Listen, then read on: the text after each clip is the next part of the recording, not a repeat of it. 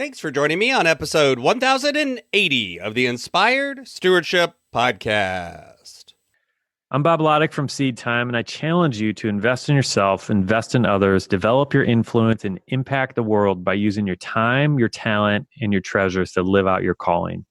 Having the ability to grow your money like a seed is key to learning God's way of handling money.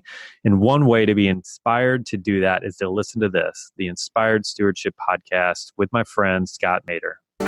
Like an idea about investing or about something we should do with our money, we have instinctive feelings. Is this a nice idea? Is this a scary idea? Is this therefore true or false? Because obviously if it's scary, if it's frightening, if it's something that feels uncomfortable, it must be wrong.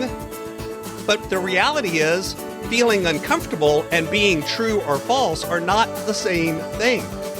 Welcome and thank you for joining us on the Inspired Stewardship Podcast. If you truly desire to become the person who God wants you to be, then you must learn to use your time, your talent, and your treasures for your true calling. In the Inspired Stewardship Podcast, you will learn to invest in yourself, invest in others, and develop your influence so that you can impact the world. In today's episode about investing in yourself through stewarding your treasures, I talk with you about why personal finance is about more than techniques. I talk about why understanding this is really the key to changing your life. And I also talk about why to really make a difference in your money, you need to first understand yourself. As we talk about stewarding your treasures, wouldn't it be great if you could support this podcast and do it without costing yourself an extra dime? Turns out you can. All you have to do is use inspiredstewardship.com/Amazon when you're ready to make a purchase via Amazon, and a small commission will come back to support the show. If you enjoy the show when you're ready to buy from Amazon, just use inspiredstewardship.com/Amazon. Over and over again, when I'm working with training other folks how to become financial coaches, or when I'm working with my clients and we get to the part where we start talking about money, the feeling a lot of times when people first come to a coach for help with their money is, give me the tricks, give me the techniques, show me what app to use, what tool.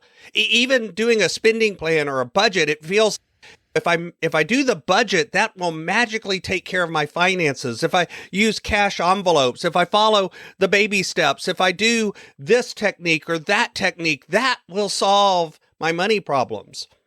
And sure, those techniques can help. They can help you do things. They can help you make progress, but they usually aren't the solution to your problem. Because the truth is, we're more influenced by our feelings than by reason, by logic. One of the things I say is that we tend to buy things because of emotion, but then we justify that purchase or that decision using logic. We do it ad hoc from the back.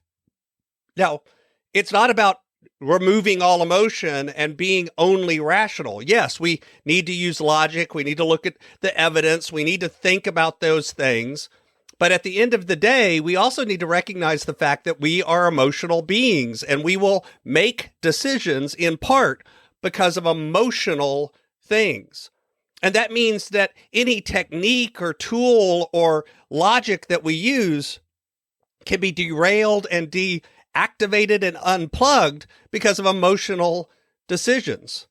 And when it comes to our money, this is definitely true. We're motivated so much by our feelings, but we don't actually think of it that way. We think we're making all our decisions based on facts, but we're usually making them a lot based on emotion. We're just ignoring that. We're hiding that from ourselves.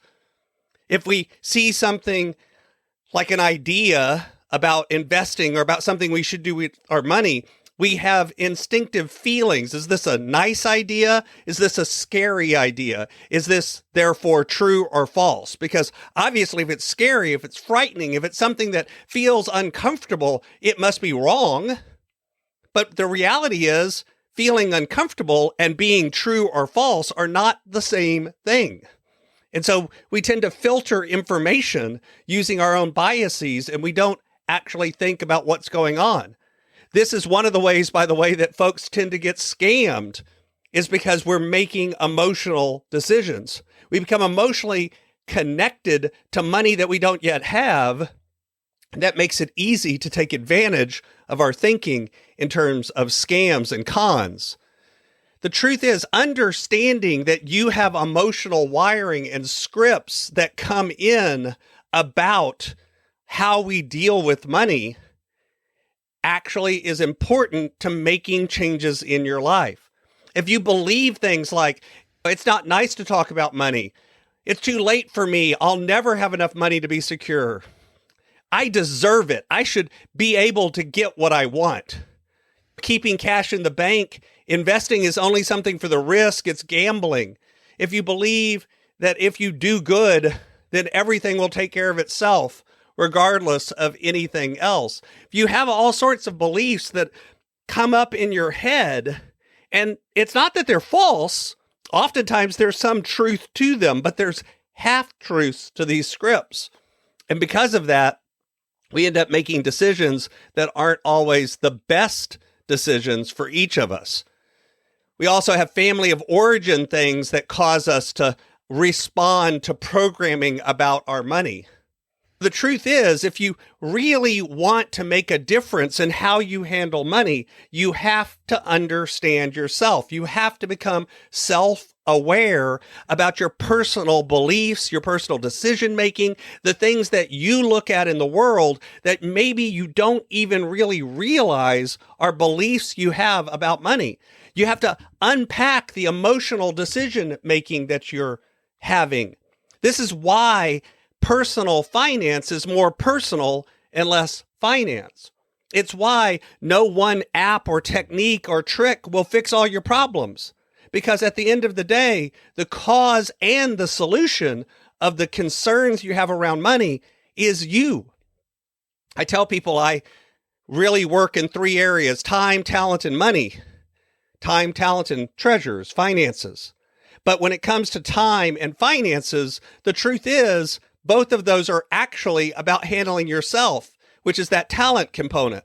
So even though I tell people, and most people come to me for help with money or for help with their productivity, at the end of the day, I really only coach on one thing, and that's talent. Because the only thing we can do is work on ourselves. How we handle our time, how we handle our money is all about how we understand and handle ourselves. It's the relationship we have with our history. It's the relationship we have with our future. It's that double-sided coin between, on one side, the fears we have, and on the other side, the hopes and dreams that we have. Because the truth is, almost anything that can be expressed as a hope or a dream can also be expressed as a fear. And almost anything that you express as a fear can also be expressed as a hope or a dream. It's really just 2 different ways of saying the same thing. And yet, we don't understand that. We don't unpack that. We don't realize that when we say something like, I'm afraid I won't have enough money in retirement, you can unpack what that means. What's your dream for retirement? What are you hoping you get to do? Because it's feeling the lack of money will hold you back from those dreams. That's really the fear. And then when you understand that, you can begin to take action. You can begin to do something different because you understand yourself. Those tools and techniques and tricks begin to have an effect. Because if you understand yourself, you begin to commit to making those changes as opposed to just looking for the magic wand that will fix your life. Thanks for listening. Thanks so much for listening to the Inspired Stewardship podcast. As a subscriber and listener, we challenge you to not just sit back and passively listen, but act on what you've heard and find a way to live your calling. If you like this episode on the stewardship of treasures, you can sign up for our treasures tips by going to inspiredstewardship.com/treasures or text in the U.S. 44222 treasures tips. And we'll send you 5 weeks of our best tips on stewarding your treasures. Until next time, invest your time, your talent, and your treasures. Develop your influence and impact the world.